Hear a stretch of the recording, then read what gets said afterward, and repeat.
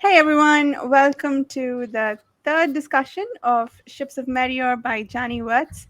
Today we're discussing chapters 9 to 12, and it will be spoiler filled for everything that happens up to now. And it's the second book of Wars of Light and Shadow. I'm trying to remember everything we must do in the introduction. And we're reading at about 4 chapters every 2 weeks. And we hold these discussions every 2 weeks. And if you want to join us for the read along, join us on the discussions, sign up for the Pagechewing forum and come check out the scheduling and other information there. With that, off to some introductions. Chibi-Po, would you like to start us off? Hi, long-time reader and fan of Janny's work, and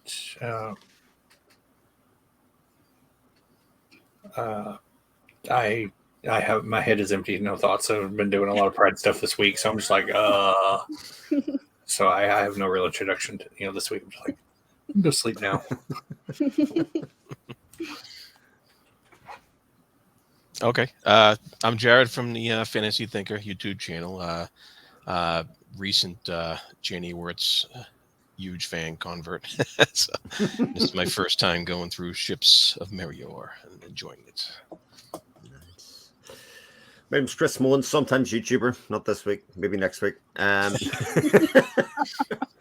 first time reader of Wars and Light and Shadow as well. And yeah, I suppose new convert to this style of work is definitely fair to say. So what did everyone think of chapters 9 through 12? Well, they're great, as always. Yeah, we have quite a few interesting incidents happening in these chapters. I guess you could call this like the meat and potatoes of the book, if you will. You really get you get some incidents that happen that kind of define the characters a little better, and then you get a lot of information about some of these characters in here. And I thought that was pretty cool. But also, like at the start of chapter 9, we were kind of introduced to a bunch of new characters with in the Bridian household, with the Duke of is it Alistron? Is that what you say? Alistron, yeah. Alistron, yeah. Brothers Sabridian. Yeah, and that was actually quite a lengthy segment. Kind of introducing all those brothers and those characters through interaction with Dakar and Arathon. And I was I was like, wow, this is when I was reading it, I was like, this is a really long exchange. And it got exciting because Arathon's running around kind of doing his little shadowy thing, and Hilarious. Yeah. And so he's kind of taunting them, and he's, and making fools out of them. And I'm like, okay, this is hilarious. Yeah. And it was good because it was a change of pace compared to what we were used to. And it's like, wow, it was a long introduction to all these new characters, and I enjoyed it. It was quite fun, and it was quite fun to see Dakar, kind of screwing up, and that I don't know if what you guys think. Maybe was part of Arathon's plan too, of course. What do you think about that?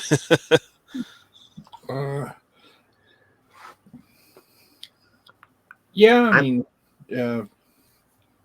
he says as much. He's like, yeah, I figured you would betray me, and I wasn't clear exactly on how he got in.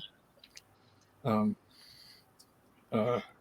Arathon got in? Yeah, but somehow he did. So yeah, and he kind of left Dakar to his fate, really, because once it was done and Dakar was left there, Arathon didn't go back from or anything. He left him there to deal with these brothers, Bridian there. So you were kind of wondering what they were going to do to him for a minute there. I think that bit's quite interesting, isn't it? Though how he kind of uses the car to a certain extent because he knows he's going to do something, but he's not one to take him on. But then when the car gets out again, then it's fine for the car to toddle along with him again. Like it doesn't Yeah. seem to be like there's any hard lines for Arathon in terms of, you've fooled me once, kind of shame on me, fooled me twice, shame on you, kind of thing.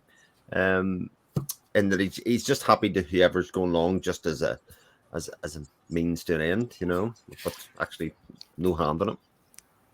Yeah, Yeah.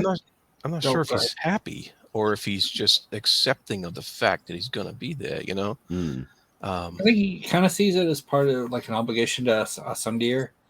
Yeah, That's why he sticks around, and he's and I think it's come up more than once. Is he doesn't really hold grudges.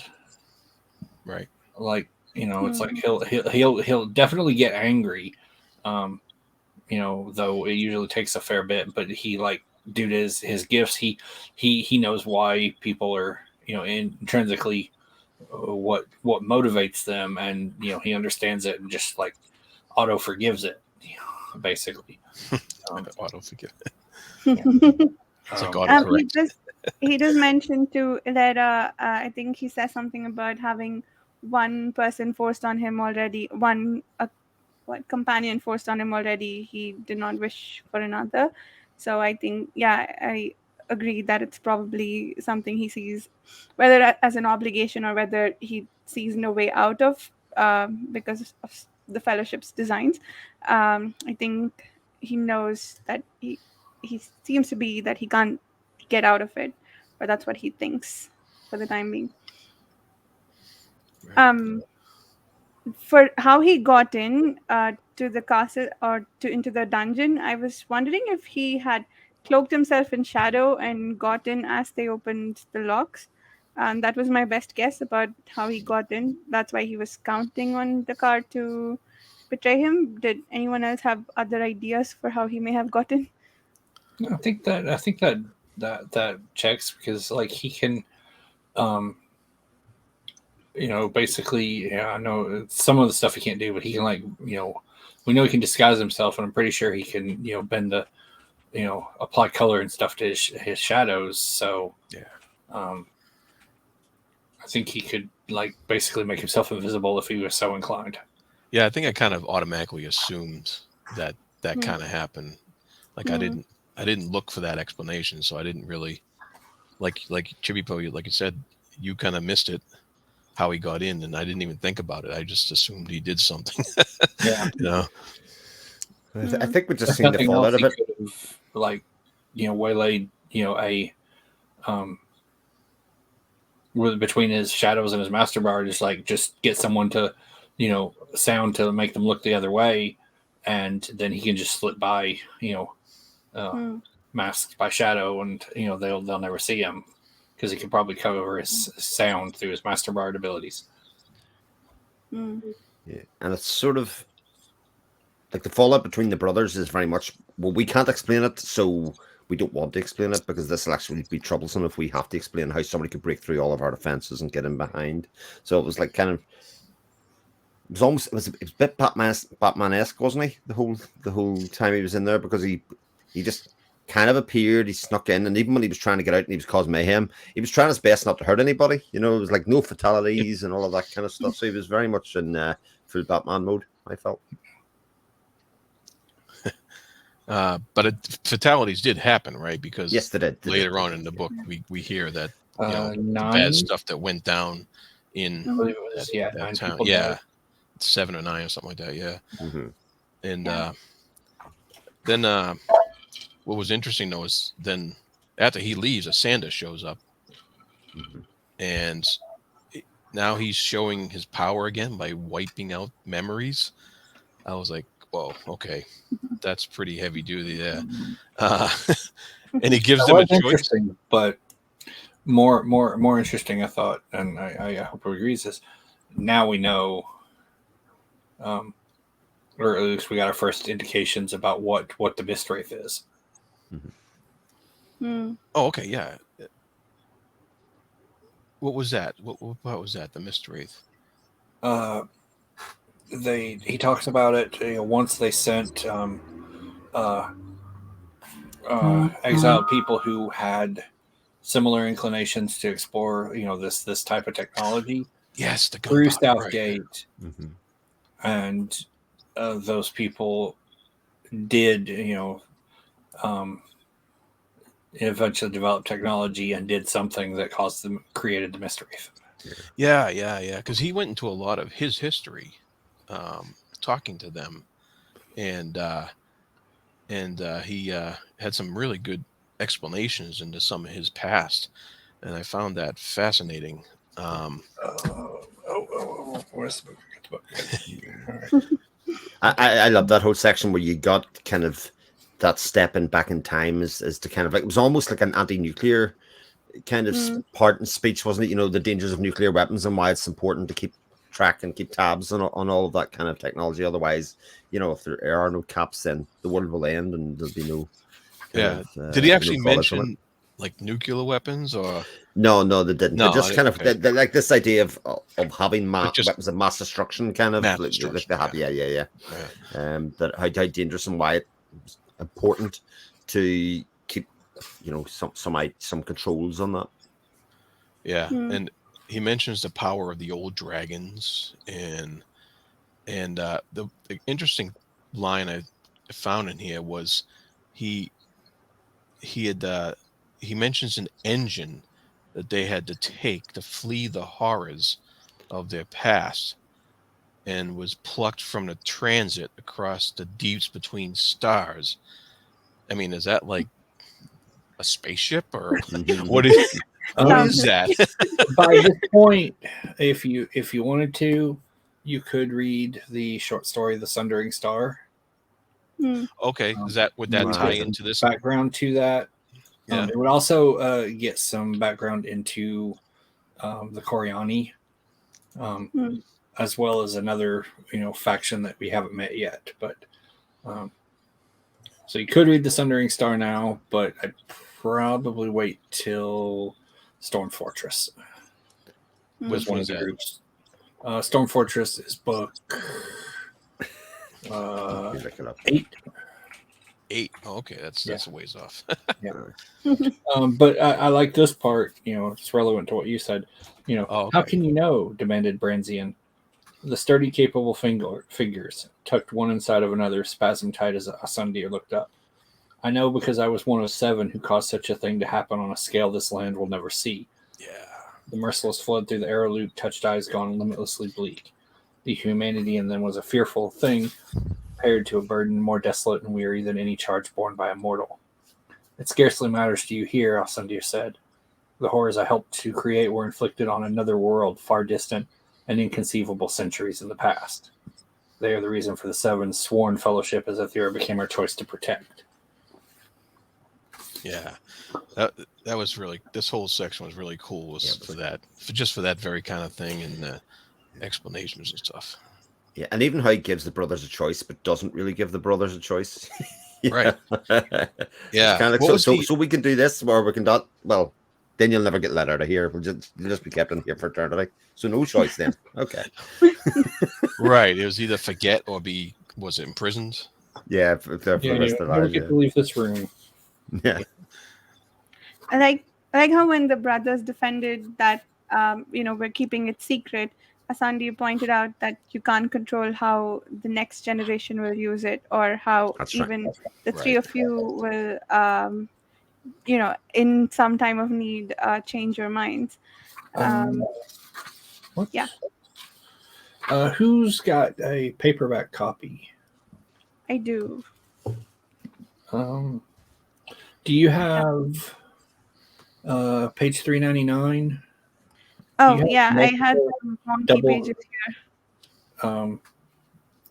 Because I just flipped to that page and I'm like, wait, I have the same page repeated twice. But I also had one page missing. I figured this was how we got back on track to having even odd pages.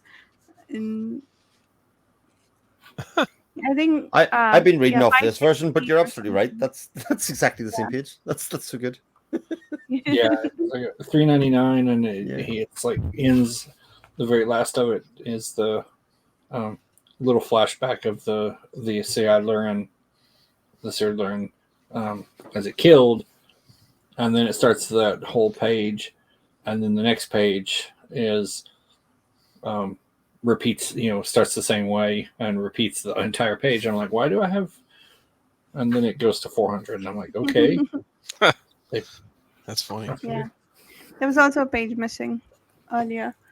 I was gonna say something else. Yes, the number 7. I was wondering if it has a real world counterpart, like some group of 7 countries that decided to not do nuclear weapons. I couldn't find one like with a quick Google search, but I was wondering if that maps to something in our world. But yeah. Not that I know of, but we can ask Jenny next time. Yeah. Show there. Yeah, that'd be a We good question to save for her. All right, so that's we also found out why Janny called the 7 a destructive power when she gave us that reading material, not reading material, the extra material during the Curse of Mistrait. And some of the lore felt familiar from, again, that same extra stuff. Oh, from her notes, yeah. Yeah. Yeah, I thought it was really cool that the dragon things can dream the worlds into being. That was awesome. Yeah, there's a lot happening in that section. Yeah. Yeah. But really interesting. I was sort of a bit disappointed that Dakar keeps on thinking, "Oh my god, like I'm in big trouble with Asandir," and then nothing really ends up happening to him bad. Like, like come Yeah. on, like Apparently, just being stuck with Arathon is such a big punishment that Asandir doesn't feel the need for any yeah, other. yeah, whatever. Everything can deal with you. Thunder's probably like, it's so great, Or it's thinking it's like so great. I don't have to deal with him, yeah. But then he's like, this sucks. I keep having to deal with him, even though I don't want to. So I was wondering about the depth of Dakar's hatred for Arathon. I mean, it felt semi-serious in the beginning, but now he's actually trying to get him killed, like actively. Yeah. So I'm trying to figure out where that's coming from. Like it started with the first misunderstanding on his part, where Asandi so he misinterpreted an interaction between Arathon and Asandi, right, in Curse of the Mistrait. And then since then, it's, I guess, Arathon paid him back in kind for his rudeness, and it's been deteriorating. But I am somewhat failing to understand what it was that makes it so bad for him that he is willing to kill him. Well, I think somewhere in these chapters, if I'm not mistaken, and maybe it was the ones before. Somewhere, I remember Arathon. I think Dakar believed that Arathon used the children on purpose. Like, it's in a discussion actually, with Asandir. Yeah, yeah, like, and actually pushed him into that. Whereas I don't think Dakar realized that that's what the clansmen were doing, anyways, by having the children go out and they have a task. as far as Dakar's concerned, Arathon's is a child murderer. Yeah, right. I think he thought that's- that Arathon ordered that, and that he put the children in harm's way on purpose. And I still, at this point in chapter 10, I think he still believes that. But there's the opportunity where he actually tells Arathorn for the first time that's what he's hanging on him, and I thought Arathorn was going to come back and say, actually, no, that wasn't me. But again, he laps him off with it. There's also the interpretation. I don't think I'd seen this before, where Dakar actually says that Lysair was his best friend at one point. I don't think I'd seen that necessarily before, but that was like a bit of a revelation of how close their relationship was. Yeah. Right. Yeah. I remember. And- Yeah, Why didn't you sign me to Lysae, or he at least was my friend, or Friend, yeah. right. and That's there's right. a later thing where he's like, Yeah. Yeah. but he got fully. And I wouldn't say there was any negativity there, but he got fully taken in by Lysae's charisma. Mm. Yeah. And just the back and forth of Earthen showing him up, and then they're similar, like he confronts him about the child thing, and it's where you can see Earthen being in some ways similar to Asandir, as he has the opportunity there, he could correct his a misconception, but because he's follows the same sort of principles that a Sundir does. He's like, no, you're just accusing me of it. You have to actually ask. You have to actually be willing to take that step, and Dakar's not. So Earthen's just like, yeah, whatever. Mm. Right, because otherwise he would just think he's lying or something like that. You'd Yeah.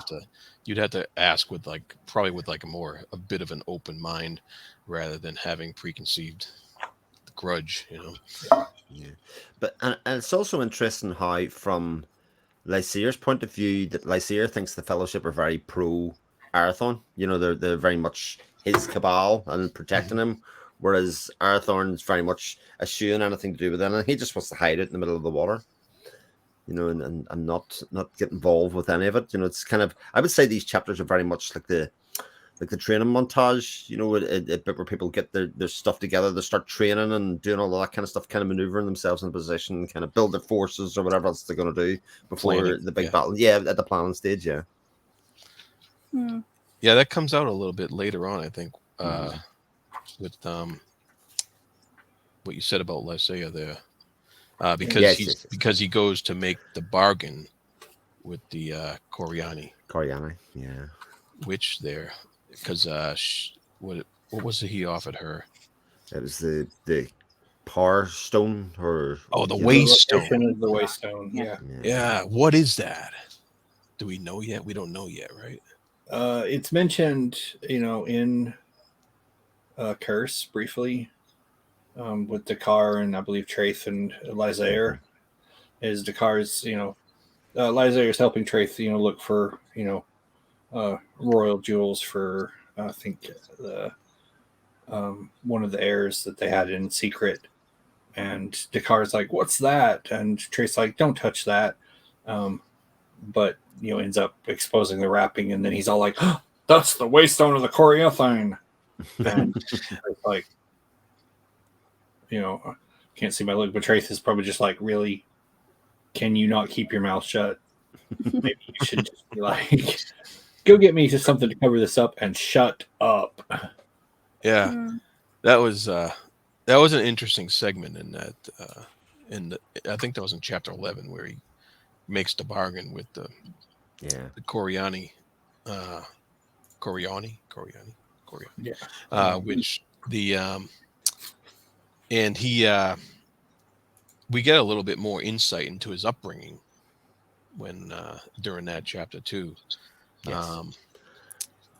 And that was that was a great character building segment there for Lysaea, even though and we don't want to like him, but we're still getting a lot of character building on his part. But he makes that bargain and gets the vision of where Arathon is at that point, right? Correct. Yeah. Yeah.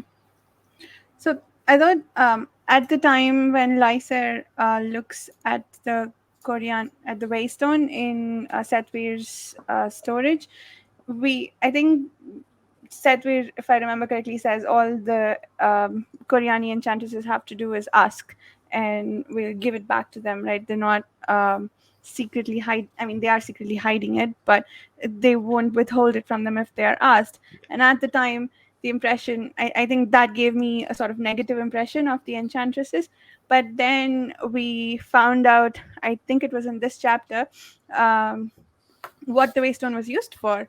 and the enchantresses were apparently using it to do a lot of good in the world, and the Fellowship has been withholding the stone from them all this time. So I think that gives us a sort of negative angle on the Fellowship as well, and puts the Koreani in a more positive light for us a little bit. So I thought that was It interesting. kind of. We still, have to look at it through the, we haven't peeled it back too far here, but through the lens of what are the, the priorities of the seven versus the Koreani.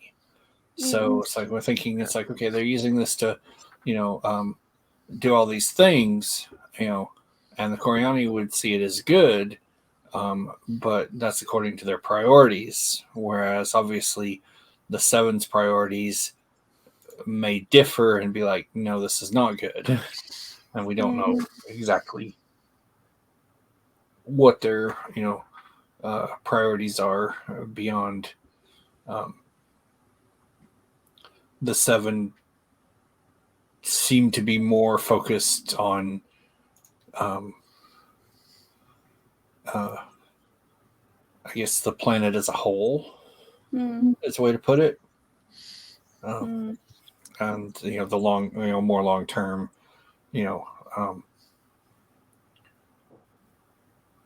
with the well being of the planet and the Paravians and whatnot. Yeah, that makes sense. But with the information we're given so far, it does raise questions, though. Like who's in the right here? Because I think we're still figuring a lot of that out. Yeah. Is anybody right though? It's just these are just events that are happening. They're both good and bad. Although I do think, and again, it comes across in these 4 chapters that actually people outside the world are still very distrusting of shadow and dark. As a general concept. That the idea that he does use shadow as a way to mask traveling around, that kind of stuff. People are still very distrustful. A bit like Janny was saying, she wanted to write something that challenged this notion, but actually still within the world. It is very much a common held thing that dark is where evil lurks or where bad things happen, and that Arathon, just by general being the way he is and being how he approaches things, is still kind of easy to distrust, and it needs kind of his personal touch, like the bit with the mother of the 2 twins, etc. He has to go and sort of win her over and kind of use his humanity to kind of say, look, I'm not evil. I want to do this. This is important for you and for your children.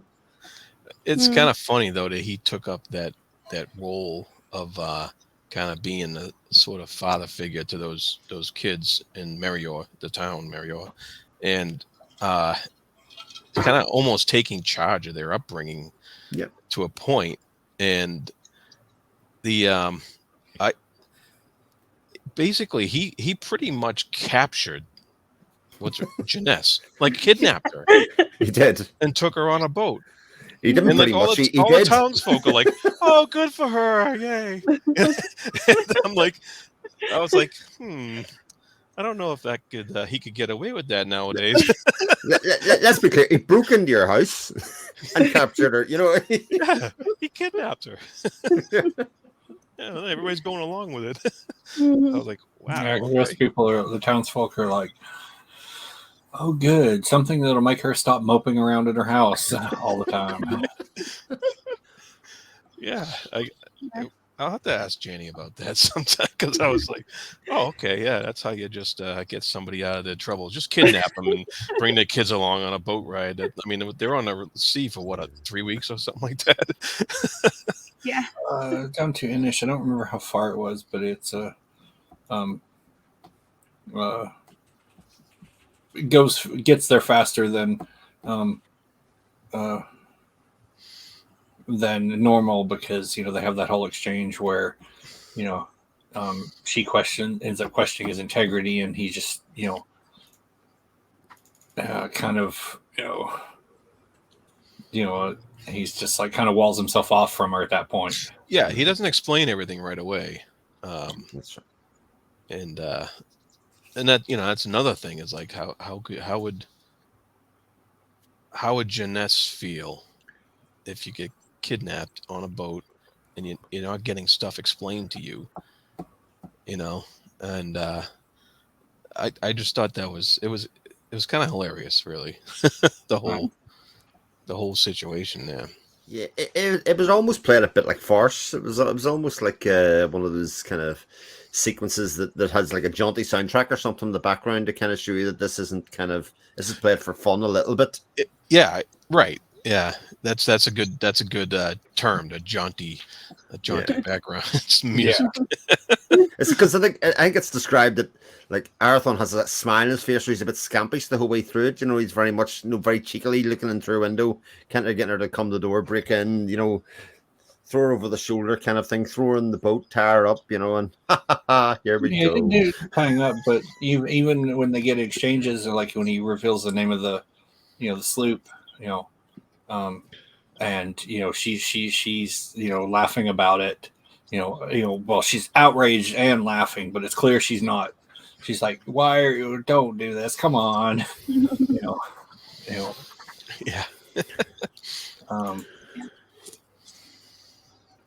Yeah. And then we have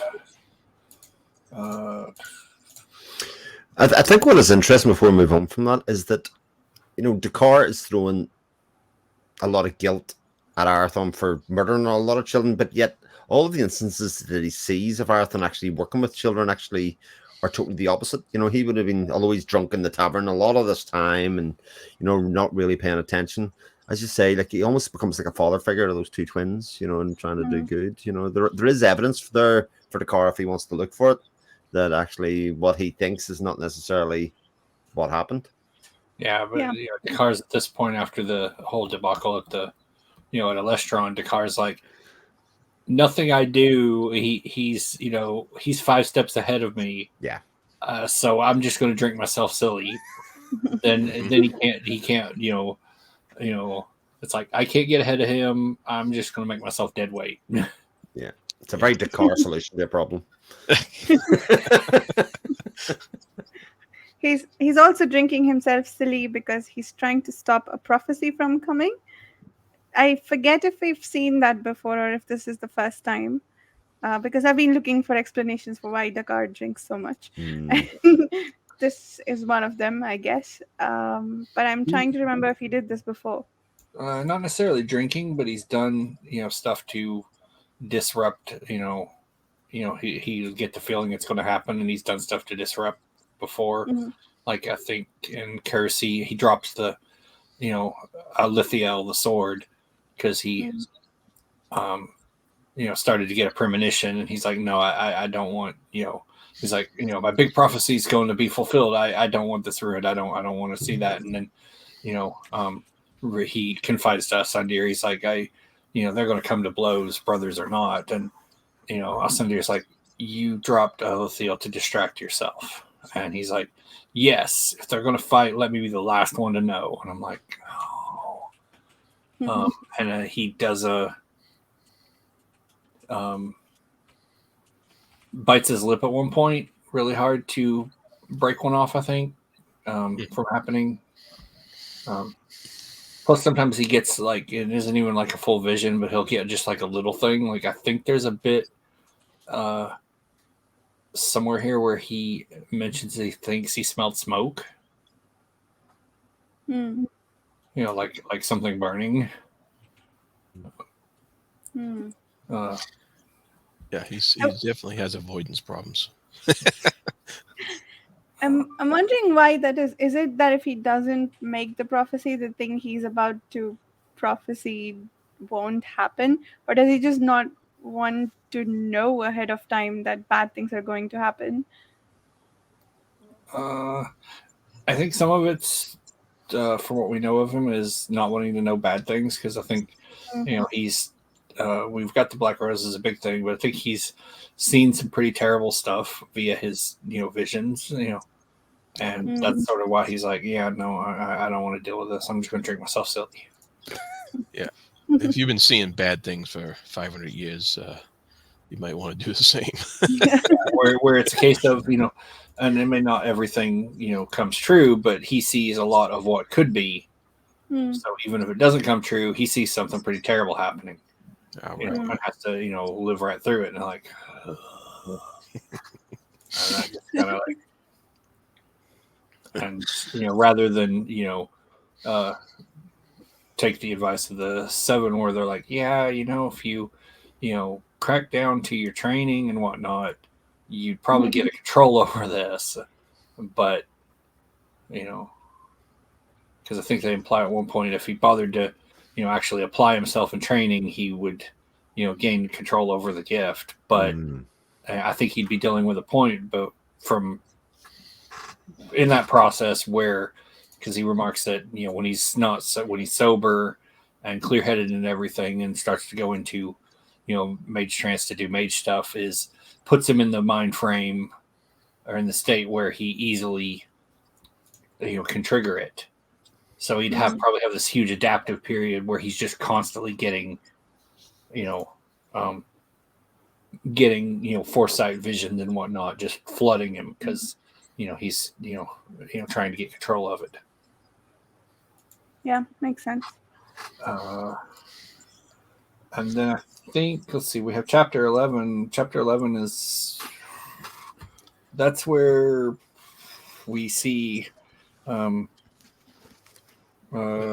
Jarrett comes back, right? Is it To Yeah. Merior. I thought there was 11 also had, but it also has the Lysair That's taking a on Lysair. Minel, Wheel and That's in the bargain section of that chapter. But before that, I think we see Jarrett come back. Okay. He's older now, and he renews we his also bond. see, and we also see like some of the depths of Arathon's planning. Yes. With the means that he got the lumber to start building ships, and how the money that was, what was it, waylaid or something like that, or stolen from a caravan or something like that. That's right. That Lysair's own money that he's Lysair's money that he's using. Manel took for him and gave to him. Right. Yeah. Oh, Lady Manel. That's right. Yeah. And so there was a lot of planning that went into that whole operation, and it's starting to come to fruition a little bit here. And so that the depths of what he's doing seem to be just as involved as all the planning that Lysair is doing on the other side with the kingdom building, and I thought that was a good contrast there. There's that bit where Arathon says, well, what would you have me do? Like, what am I supposed to do in this situation? He's lost his mage powers. His mage sight's gone. He doesn't want to put people in danger, so he's basically going to wage a battle out on sea where he feels more comfortable, and then he not have to put people at risk and have people like Jared even fighting for him, and have them. Although I fear that actually that's going to be taken out of his hands in the short term, insofar as Lysair is just going to hunt everybody down associated with him, like he's done with Minel, and the people will die because of him.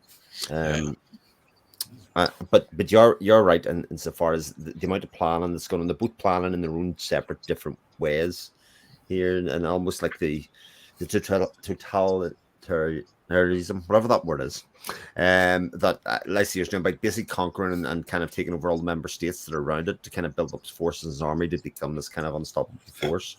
And Arathon, who's trying to be elusive, live in shadow, and kind of move around until a point that he considers, I built up enough of a force here to go and fight in at least some way. I like that Arathon's also is just like, well, I can't sway the people the way Lysair does, but I'm just going to attack him in the most mundane and crippling of ways, and that's in logistics. He's like, yes, you can mass this huge army of 40,000 or whatnot, and get them to come after me, but how long can you keep them fed and supplied and paid? More of attrition. Even the idea of siege, that they're gonna take a city by siege or otherwise, and he's like, yeah, let them. That's those are expensive. Those are hard to keep going. Let them do that. But now we that also see Talith.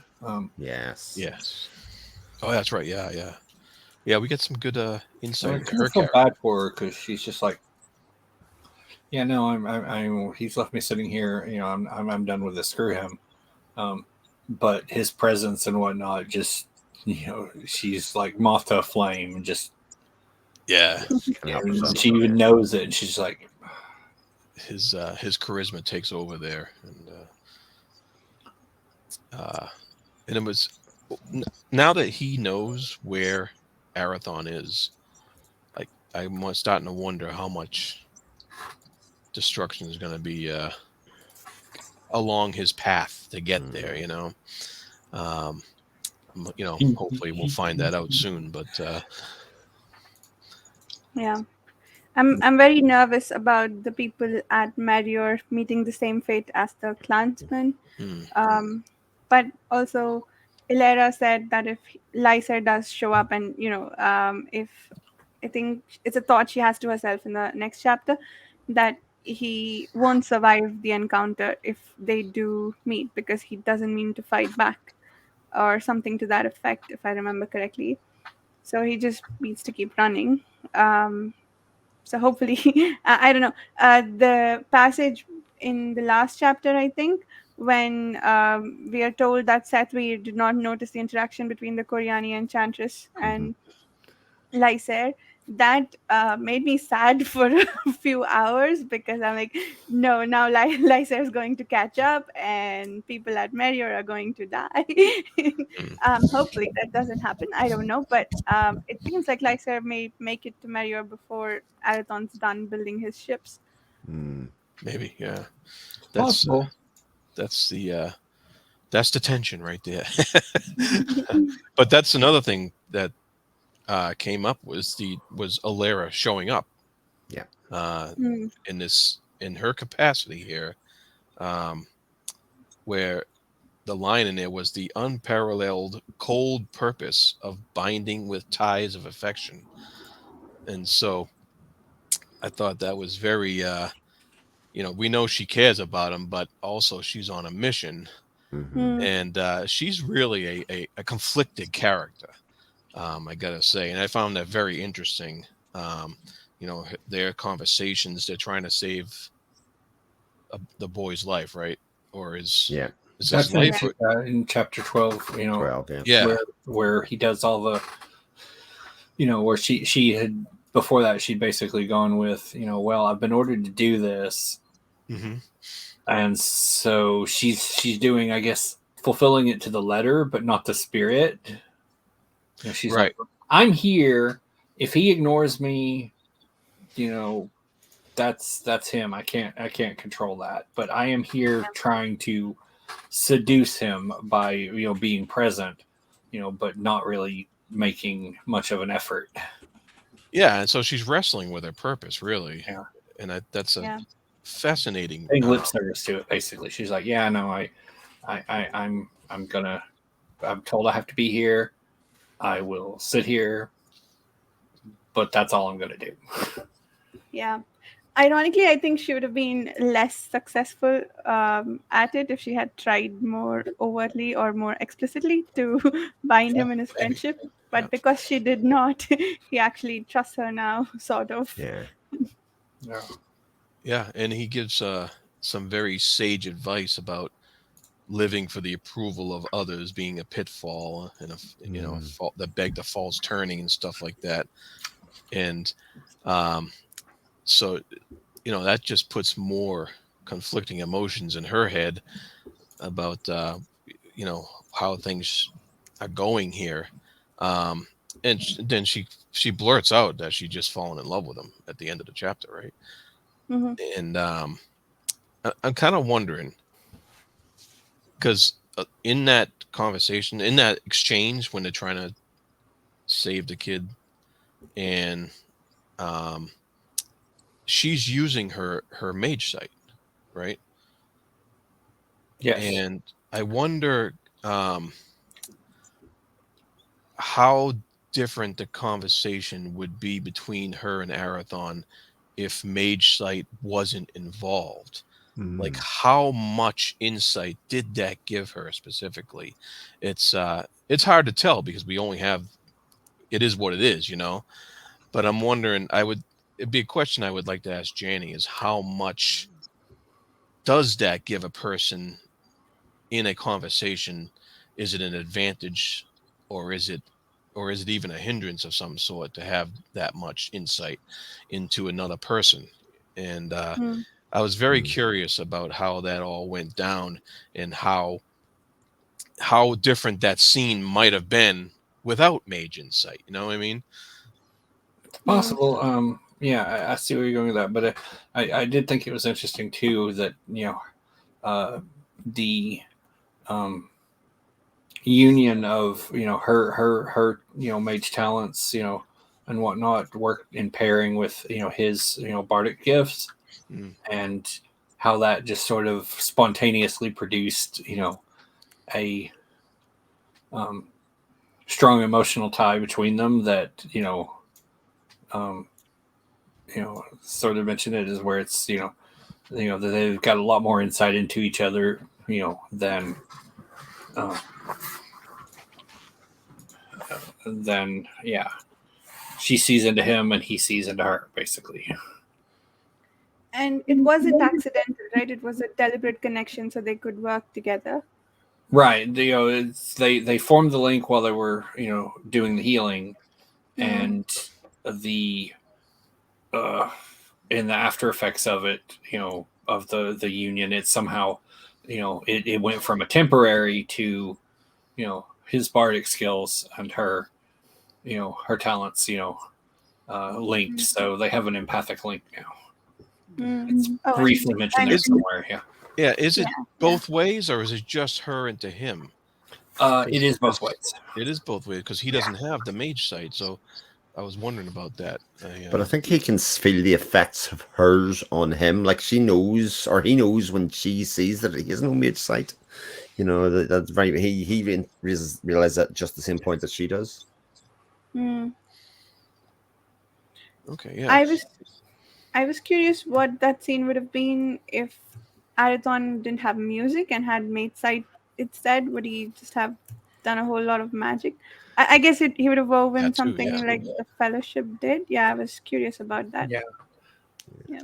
That bit interested me because we talked about this kind of, maybe it was with Janny, when we talked about how he couldn't be both a mage and a bard. He would never fulfill his potential at both. I think it was you brought that up first at the time, but actually, sort of conveniently or not, the story has meant that his mage sight's been completely blocked off, so they could reach sort of a potential in his bard skills, so that maybe at a further stage when his mage sight returns, he becomes kind of this all more powerful, and he is forced to use what skills that he has right now to affect the outcome, like the healing of the boy. Whereas maybe if he had his mage sight and maybe had his mage powers, he would have approached it a completely different way. Yeah. Yeah. Yeah. Yeah. And the bard skills are not insignificant. They're really good. They might even be more powerful, it seems like, because of what happened on was it the solstice or the equinox? I forget. But yeah, the solstice, when he re-triggers the Paravian lines. I don't know. I'm saying all the wrong words, but I guess you know what I mean. Yeah. But yeah, that was very powerful magic, right? And it seemed like it could be more. I love how the bard skills aren't a million miles away from how music functions in society anyway. Do you know what I mean? As a mood setter and something that can change. It's just like in his bard skills so enhanced, it can literally control the ebb and flow of thought and of experience, I think I really like that part of it. It's really cool. Yeah. How she does that and how she explains it in the story. It's I'm trying to remember if it comes up, but yeah, it's sort of goes into, it's like, what is sound, energy. Yeah. And vibration, and I think this is kind of our first hint of, if you dig into it, if I remember correctly, it's sort of going into like quantum, physics stuff, and like, and a little bit of string theory there. Well, at least music theory tied into that. Yeah. I can tell Janny's a musician just by reading this. Yeah. And it's Very clear. it's really prevalent. It's beautiful. It's nice. You can imagine though if you were a certain type of person and you were like, oh God, there's a pretty girl over there. Where's my guitar? You know? Oh, this is gonna be easy. I've got a wee tune just for this. And then you can just kidnap her and bring her on a ship. But you have like, but yeah, like you say with the music, you've got like, it's like, just listening to music, has an effect on your on your brain, and so it's like, you listen to this and it produces an actual tangible effect, and Yeah. I think there were at least, I don't know, 5 or 6 different descriptions of Arathon playing music, and each one felt different. It did not feel repetitive or overdone or anything like that, like you might maybe expect, but each one felt different, and it also sort of built the world and the story a bit more. I just love how the whole thing is done with Arathon bringing his Lyranth out. I'm like, yes, I'm here for it. And I'm going to read this with so much care. It's like his etherealness of the music kind of meshes with the metaphysical or something of Valera was doing, which is seeing the knitting of the bones and kind of seeing how the bones all fit together and how that swirls with the music. Oh, it's just so beautifully written. And I think that struck me, like it probably happens to everybody else when they're reading every kind of couple of pages or couple of chapters, you kind of forget how amazingly written a lot of this is, that you kind of go like, this is just, what the hell? Like I've been reading pages and pages, but sometimes it just has such, resonance with the events that are happening. You just kind of go, oh crap, like this is otherworldly. Yeah. I highlighted so much during this section. I think I like the healing bits. It's like this, they did a merger, but it's like this whole beautiful symmetry of like, extremely technical and extremely artistic at the same time, because she's all doing the very technical stuff and he's playing it out as art basically. Yeah. And we see that even in the magic that Asandir and Sethweir do together. There's a lot of mysterious sounding things, but then there's also like really well done specifics. Like they said something for direction, it's a beacon, so they have to draw light from somewhere. So there's a lot of technical details, if you want to call it that, and interwoven with things to make it seem so magical and mysterious. The balance there with the detail, I love how that is done as well. And you even see that with how they coordinate the spell for the beacon for Cardamon with the death of Minel. They're like, we can use the events, the power and energy of those events that are happening in the real world to enhance basically what is this spell that we're trying to cast. Yeah. Another good example of that. Yeah, the Fellowship was not happy with the death of Lady Manel. I found that interesting. Yeah. For like half a second, I thought they were going to do something to save her, but no. No. They're keeping to is it like a vow? This, stay out of affairs, what have you. Yeah, and I think with their numbers down too, they're again still stuck in that case of none of us Yeah, they explained that in one section, I think, how somebody was unable to look over something because they were so short-handed, and I don't remember exactly where that was, but that has come up several times, I think. Well, especially now that they can't find Cardamon anywhere, like his bat signal's turned off. I keep on using comic book references, but that's the general idea. They just can't find him, and they're trying to put a signal up to say, come make connection with us, which kind of just leads you to expect it. Where is he? And as usual in these things, he just could be anywhere. I have no idea. There's too many possibilities. Yeah. I was gonna say something else. Yeah, I think in this book, I don't think we saw as much or maybe even any of it in Curse of the Mistake. We see how the magic is coordinated a lot with the time of day, with the time of year, like solstice and equinox are special. Mm, The magic that Setvir and Asandi are weaving, they had to do different things at different times of day.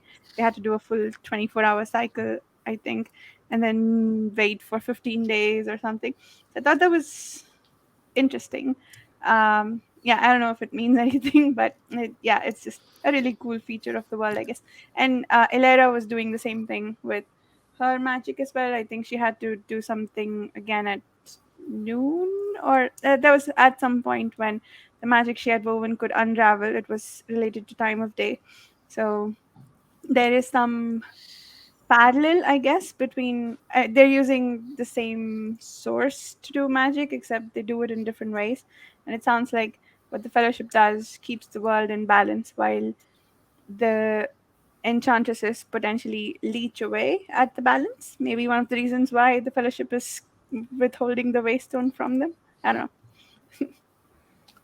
Interesting theory. mm. Yeah, and I think from what I've heard Janny say before, she'll probably tell us it's all there. know. Yeah, Yeah. yeah. Yeah, but uh, uh, when Lysair was speaking to Lady Manal, he was kind of giving her this speech, this kind of like demagogue speech, really, Mm, where he's like saying, "I'm the defender of peace against a man with no conscience," and he said, um, "The great of this land, of which she was one of them, diminish us all when they fall under like Arathon's sway," you know. And I was just like, "Wow, this guy's something else." yeah. He's no self awareness, is what I was coming. Like he's very much yeah. Yep. talking about himself, and a lot of measures. Yeah. Yeah. If he did nothing, then nothing would happen. That's So fair. he's responsible for all the bloodshed that is potentially to come. Though I am feeling slightly encouraged by the fact that 3 books down, the book is titled Fugitive Prince. So maybe there's no war yet. um, yeah, I was also, I think, maybe it was Chibipo or maybe it was you, Chris, earlier on. You brought up a contrast between how Arathon was getting things done and Lysair. But there was an additional point there. I thought it's interesting that Lysair gets whatever he wants using his charm, and Arathon usually wins confidence with his competence by just being Mm, good at things, Good point. and just very clever, and earns trust by working for it. Um, yeah, I think that was a very interesting contrast in their characters. Like things seem to come easily to Lysa. He is doing a lot of work in the background, but he's sort of this big manipulator who just like delegates, I guess. yeah, And Arathon is actually working for everything that he's getting. So yeah, I mean, we all, I, I guess we all, I speak for all of us when I say we already like Arathon a lot more than Lysa at this point. That's one of the things that adds to it, I yeah, suppose. yeah. I think when you get instances like Talitha's, we get a sense of what her true feelings are, who she normally is as a person. Is kind of free spirit, wants to live in the moment, kind of Mm, deal with people as they come, and then as soon as she's in his presence, she loses control of what she wants. Even the point that she objects very much in the moment to him stand beside him. He says, "We're going to be married in this date," and you can see that she very clearly doesn't want to be married at that stage, yeah. but is sort of powerless to even in the moment say, "That's not what I want." She just kind of goes Mm, along with it, and then that's what happens. And lost in his power of his personality or beauty or whatever he has hold over. mm, yeah. Yeah. I think that was one of the he gets his way inputs that we have. Yeah, for sure. Yeah. There were things I think in this section that, like Jared said, made me appreciate Lysa, or at least like hate him a bit less. I wasn't here for the last discussion, but the part where he stops slaves, stops some clansmen from being taken as slaves, and I forget which bit here, but I think there were sections in this as well that made me not hate him as much. So I guess we're sort of trying to balance out um, the two princes. Maybe I don't know if we I will. think it's just the fact that we know he's under a curse, Yeah, and he really believes what he's doing is right, even though we know how screwed up that is. But um, so sometimes I try to remember that he's under this yeah, curse, and so I'm trying to look for something good, you know. yeah, yeah. um, but yeah, it's tough sometimes because then he comes out and says Mm, stuff like that, and it's like, okay, well, yeah. um, yeah. Was there anything else that? well, we did see some of Arathon's sense of chivalry come out again um, when, of course, Alara actually professes her love for him, and he's like, no, don't, for your life's sake, don't, because he's showing concern for her fate because she's not supposed to break these vows she has for the enchantresses there, and Yeah, also I think yeah, he's concerned for her life, but also it had something to do with oh, he gave her vow back to her. He stated mm, it back to her. All states of fleshly desire to renounce this I vow. All ties of the heart, of family, of husband and love are to put aside. This I vow. And of course, she's like stunned, like, oh yeah. Way to put a damper on this stuff. yeah, But um, so I mean, it was a little bit over the top, actually, a little mm, Shakespearean, there in his yeah, little speech back to her. But mm, but that was a huge point of chivalry on, I guess, on his part, that um, and they kind of just had to accept it almost. yeah. I did wonder at what point the vow kicks in because she did kiss him, right? Hmm. And that's a tie of the flesh that should have melted her brain. Apparently, so should that have been a clue to Arathon that things are not quite as they seem, like that she's not maybe necessarily bound by them, or does someone have to pass judgment and then her brain melts? Yeah, I was curious about that. Yeah, I don't know. He's obviously not willing to test it any further. Yeah. Hmm. Um, so that was like right at the end of the last chapter. That was So, the very last section. Yeah. Yeah. yeah. So very cool. I can't wait now to get to the last two. You're gonna Yeah. go straight into the reading room, Jared, Oh, and well, continue on. I gotta cook the family dinner first, but after that, yeah. Straight in, and then return the library book. Yes. Or hold it hostage, one or the other. Oh, hold it hostage. Yes, whatever. Well, if Arathon could, you can. Yeah, you have to try and find me first. Any other parting thoughts before we do outros? Not for me. No, that was good. Cool. Right. Yeah. So Chibipo, do you want to send us off with where we can find you? We may have lost him. Oh. Jared. Oh, wait, is he back? Okay. All right. Once again, I'm my YouTube channel is a fantasy thinker.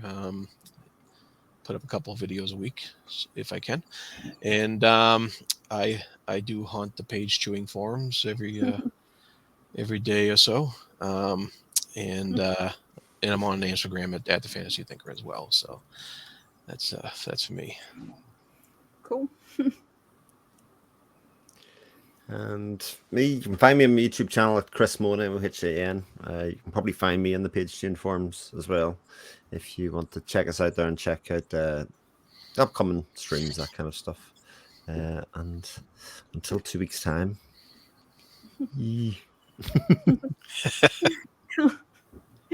And you can find me on my channel, Reading by the Rainy Mountain. Direct ways to reach me on the About page. I hang out on the Pagechewing forum quite a lot. And yeah, come check us out there if you'd like to join this read along or any others that we have coming up. We've got Malazan, we've got The Prince of Nothing happening again, I guess, and Science Fiction Masterworks coming up. That's right. Yeah. Cool. Thanks, everyone. See you in 2 weeks.